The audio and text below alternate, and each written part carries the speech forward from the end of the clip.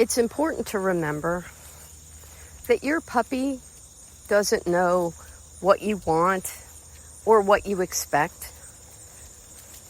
Even if you've been doing training with them, that is a tool for them to start predicting outcomes, but it's not a computer program that executes when you give the command.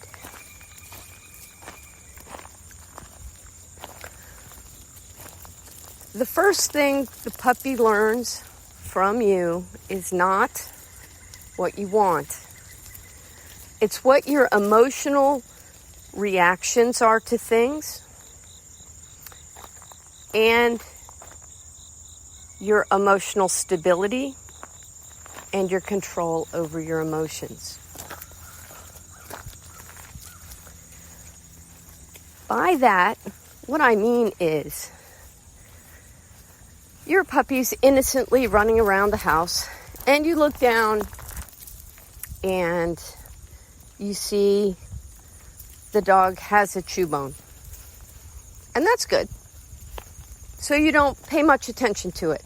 Maybe if you've had some practice or some good coaching, you might at that point look at your puppy and say, "Good boy, good girl.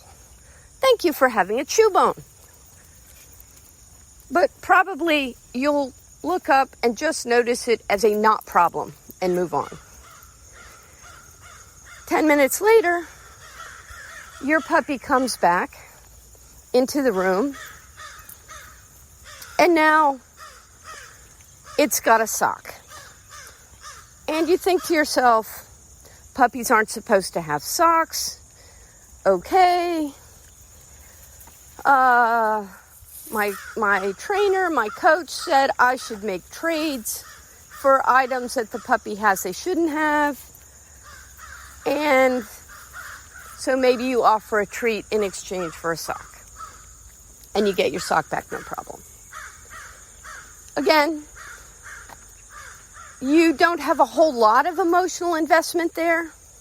So it's not the most interesting thing to your puppy, although you have now established that socks are more useful for the puppy to have in their mouth than chew bones, because sometimes you get treats when you have socks.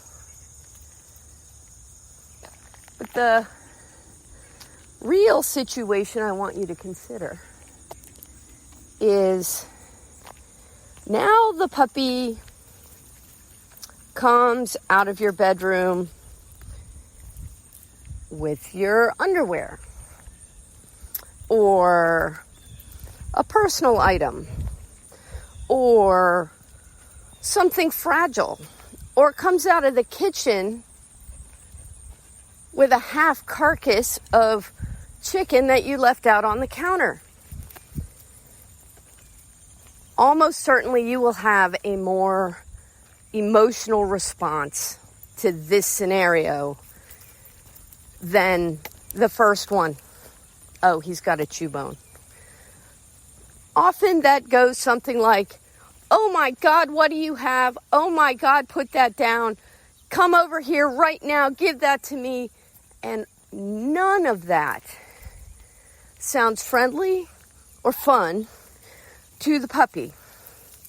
So if you have a puppy with less confidence, that emotional response teaches your puppy to run away from you when you are emotional. And if you have a confident puppy, the puppy still may run away from you, but for a different reason. The confident puppy goes, "Look at this. I suddenly have some control over that human being. I have their undivided attention. And as long as I keep that undivided attention, I'm the center of the universe. And I love that." Dogs are pretty egotistical as a rule. They really do think the world revolves around them, or at least they put themselves first a lot of the time.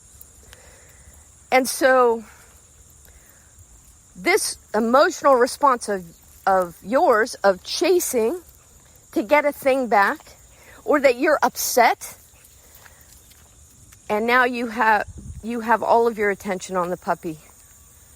Reinforces for the puppy who's in charge in the moment, and it's not you.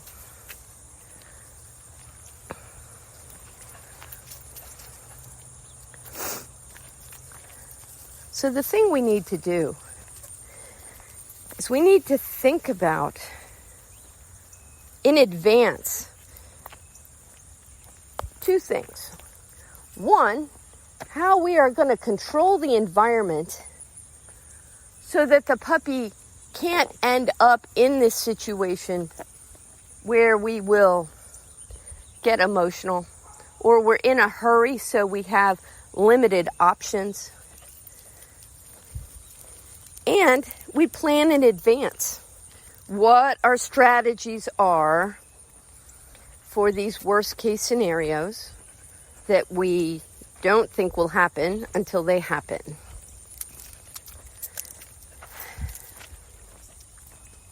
Some of those strategies are letting the puppy drag a leash around the house. 6'1", maybe you cut the loop out of the end so it doesn't hang up on stuff. And then if you see the puppy has something you want and you're like, oh, I don't have any treats handy, or I don't have a good recall yet, the puppy won't bring it to me, then you can walk towards the puppy, but not in a way that my only way to control the situation is to actually physically grab or hold the puppy. And instead, you just step on the end of the leash. And then, once you've stepped on the end of the leash, there's no more crisis because the puppy can't run away. And then you can be present and collected emotionally and energetically while you either encourage the puppy to come to you so you can pet him and praise him for coming to you, and then as part of that, relieve him of the item of importance. Or if he doesn't want to come to you with it and you're standing on the end of the leash, you can walk towards him on the leash, pick up the leash, walk towards him, pick up the leash, pull him towards you, whatever you need to do so that you minimize your emotional angst about the situation. By doing that, you don't artificially magnify the puppy's perception of his importance and control in the moments when he has the forbidden items. That's just one example of when we get emotional and lose control of ourselves, which gives a window of opportunity for the puppy to learn habits that start to put them in control emotionally, energetically.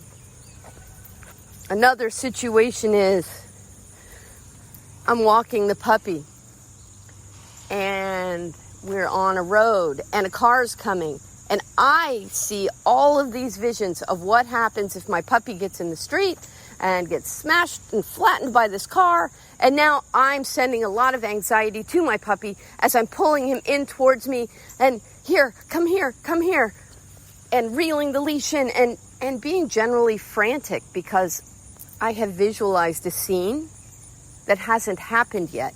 But what the dog knows, the dog starts to learn because it happens predictably, is those big metal, loud, stinky objects that go up and down the street a lot really upset mom.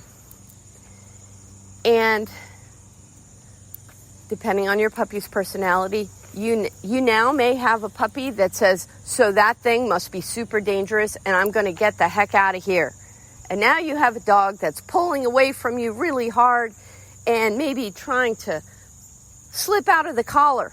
And now you're really afraid of that. And you've actually created a situation where it's more likely for the puppy to be out in the street and get hit by the car. Or you have the more confident puppy that says, wow, those things really freak mom out. And I can't have that because my mom's the best human in the world because I'm the best dog in the world. So I'm going to show those things.